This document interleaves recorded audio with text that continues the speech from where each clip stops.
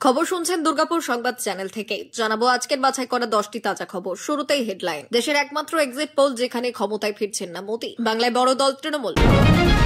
জয় নিশ্চিত, ঠান্ডা মাথায় গণনায় থাকুন। আসানসোলে ফোনে বার্তা তৃণমূল সুপ্রিমোর। পুলিশের মাথা ফাটানোর ঘটনা, সন্দেশখালীতে গ্রেপ্তার 7 বিজেপি কর্মী। গণনা কেন্দ্রে কোনো অস্থায়ী কর্মী নয়, কমিশনকে নিশ্চিত করতে বলল হাইকোর্ট। করোনার আগে দুবরাজপুর থেকেও উদ্ধার তাজা বোমা। গণনা নিয়ে দলের নেতাকর্মীদের বড় নির্দেশ কংগ্রেসের, চালু করল হেল্পলাইন। ফল যাই হোক, জনমত মেনে নিন, হিংসে থেকে বিরত থাকুন, আবেদন রাজ্যপাল সিভি আনন্দ বোসের। ফল প্রকাশের আগেই আত্মবিশ্বাসী অধীর, বহরমপুরে কংগ্রেস কার্যালয়ে শুরু মঞ্চ বাঁধার কাজ। প্রতিদিন নিয়মিত খবর শোনার জন্য দুর্গাপুর সংবাদ চ্যানেলটিকে সাবস্ক্রাইব করুন। আসছে বিস্তারিত খবরে। বুথ ফেরত সমীক্ষা প্রভাবিত করে যেভাবে তৃণমূল নেতা কর্মীদের মনোবল ভেঙে দেওয়ার চেষ্টা করুক না কেন, গেরুয়া শিবির তাতে বিন্দুমাত্র গুরুত্ব দিচ্ছেন না তৃণমূল সভানেত্রী মমতা বন্দ্যোপাধ্যায়। 2024 লোকসভা নির্বাচনের ভোট গণনা ঠিক তার আগের দিন সোমবার আসানসোলের রবীন্দ্র ভবনে তৃণমূলের কাউন্টিং এজেন্টদের ফোনে সেই বার্তা দিলেন দলনেতা মন্ত্রী মলয় ঘটকের ফোনে তিনি কাউন্টিং এজেন্টদের বার্তা দেন, জয় আমাদের নিশ্চিত। শরীর সুস্থ রেখে ঠান্ডা মাথায় কাউন্টিং হলে থাকুন। একই সঙ্গে জয়ের আগাম শুভেচ্ছা জানান তৃণমূল সুপ্রিমো। তৃণমূল সর্বভারতীয় সাধারণ সম্পাদক অভিষেক বন্দ্যোপাধ্যায়ের নির্দেশ মতো গণনার আগে সোমবার জেলায় জেলায় গুরুত্বপূর্ণ বৈঠক করছেন তৃণমূল জেলা নেতৃত্ব। আসানসোলের এই বৈঠকে এদিন ছিলেন মন্ত্রী তথা আসানসোল উত্তরের বিধায়ক মলয় ঘটক, তৃণমূল কংগ্রেসের জেলা সভাপতি নরেন্দ্রনাথ চক্রবর্তী সহ পশ্চিম বর্ধমান জেলা তৃণমূল নেতৃত্ব। এদিন কাউন্টিং হলে এজেন্টদের সতর্ক থেকে কিভাবে ভোট গণনা শেষ পর্যন্ত কেন্দ্রে থাকতে বলে সেই বিষয়ে আলোচনা হয়েছে বলে সূত্রের খবর। লোকসভা নির্বাচনের ফল প্রকাশ, তার আগে গলায় চূড়ান্ত আত্মবিশ্বাসের সুর শোনা গেল প্রদেশ কংগ্রেসের রাজ্য সভাপতি অধীর চৌধুরীর গলায়। মঙ্গলবার গোটা দেশে ভোট গণনা, তার আগেই যেন একেবারে কনফিডেন্ট মুডে রয়েছেন প্রদেশ কংগ্রেসের রাজ্য সভাপতি অধীর চৌধুরী। বহরমপুরে কংগ্রেস কার্যালয়ের নিচে সোমবার থেকেই মঞ্চ বাঁধার কাজ শুরু হয়েছে। যদিও বহরমপুরের কংগ্রেস প্রার্থী বলছেন অনেক মানুষ কাল আসবে, তাই রোদ জলের সময় যাতে তাদের কোনো অসুবিধে না হয় সেই জন্যই এই ব্যবস্থা। ইতিমধ্যে বহরমপুর কংগ্রেস দপ্তরে এক সাংবাদিক সম্মেলনে তিনি দাবি করেছেন বাম কংগ্রেস জোট মুর্শিদাবাদের 3টি আসনই জিতবে। তার মতে ভোট ঘোষণার সময় সবাই ভেবেছিল লড়াই শুধু তৃণমূল এবং বিজেপির মধ্যে হবে, কিন্তু না, আমরা বাম কংগ্রেস জোট সেই লড়াইকে ত্রিমুখী লড়াই পরিণত করতে পেরেছি। এটাই সব থেকে বড় সাফল্য আমাদের কাছে। অধীরের কথায় বাম কংগ্রেসের মিলিত ভোট আগের তুলনায় অনেকটাই বাড়বে। এদিকে আবার লোকসভা নির্বাচনের সময় হোক বা পরে মুর্শিদাবাদ ও বীরভূম থেকে বিভিন্ন সময়ে বোমা উদ্ধারের ঘটনা ঘটে, আর এবার নির্বাচনের আগে আবারও উদ্ধার হলো বোমা। বীরভূমের দুবরাজপুর থানার যশপুর গ্রাম পঞ্চায়েতের পছিয়ারা এলাকার ঘটনা। জানা গিয়েছে মামুদপুর যাওয়ার রাস্তার মাঝে অবস্থিত এক কালভার্ট রয়েছে, তার ঠিক নিচ থেকে তাজা বোমাগুলি উদ্ধার হয়েছে, সঙ্গে মিলেছে বোমের সামগ্রীও। ঘটনাস্থলে পৌঁছেছে দুবরাজপুর থানার পুলিশ। বিষয়টি নিয়ে ইতিমধ্যেই খবর দেওয়া হয়েছে বোম স্কোয়াডকে। কোথা থেকে কারা কিসের জন্য এই বোমা রেখে গেল তা জানার চেষ্টা চালাচ্ছে দুবরাজপুর থানার পুলিশ। উল্লেখ্য শুধু বীরভূম নয়, এর পাশাপাশি আজ সকালে বোমা উদ্ধার হয়েছে মুর্শিদাবাদ থেকে। এদিন মুর্শিদাবাদের রানীনগর থানার মালিবাড়ি 1 নম্বর অঞ্চলের চুয়াপাড়া এলাকার রাস্তার পাশের একটি পাটের জমিতে প্লাস্টিকের জার রাখা ছিল,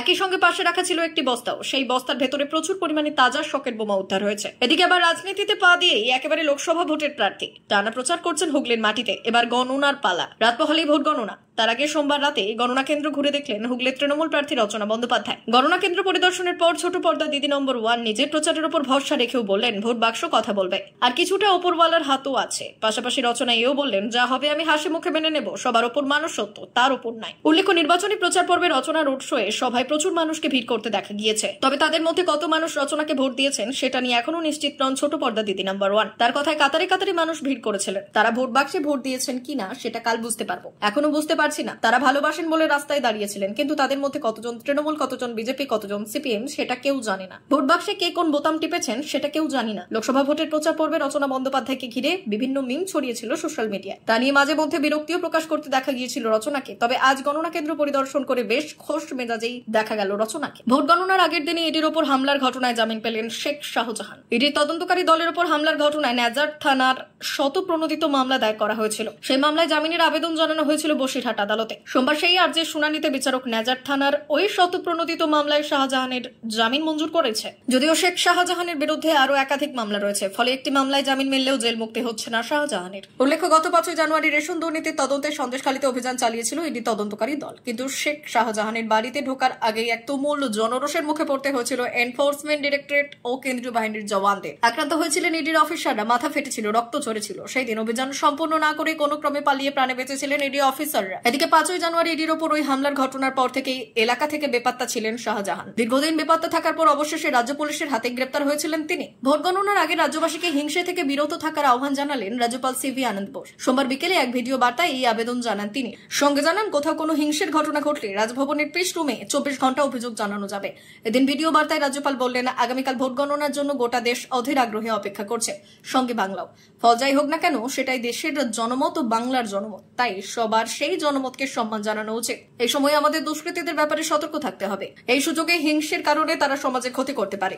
যে কোনো হিংসের ঘটনা রাজভবনের পেশ রুমে জানানো যাবে। রাজভবনের পেশ রুম 24 ঘন্টা খোলা থাকবে। আইপিএসি আর পুলিশ নোংরামি করলে গণধোলাই হবে। গণনার আগের সন্ধ্যায় হুঁশিয়ারি শুভেন্দু। ভোট গণনার আগের দিনই হিংসের আভাস দিয়ে রাখলেন বিজেপি নেতা শুভেন্দু অধিকারী। সন্ধ্যায় মেদিনীপুরে দলের কাউন্টিং এজেন্টদের নিয়ে বৈঠকের পর সাংবাদিকদের মুখোমুখি হয়ে শুভেন্দুবাবু বললেন, আইপ্যাক আর পুলিশ নোংরামি করলে গণধোলাই হবে। এরপরই আদালতের রায়কে হাতিয়ার করে রাজ্য পুলিশকে আক্রমণ করলেন শুভেন্দু অধিকারী। বললেন, কলকাতা হাইকোর্ট আজকে 3টে থাপ্পড় মেরেছে মমতা পুলিশকে। এক নন্দীগ্রামে এক মুসলিম মেয়েকে ডেকে নিয়ে আমাদের 6 জন নেতার বিরুদ্ধে মিথ্যে মামলা করিয়েছে মমতার পুলিশ।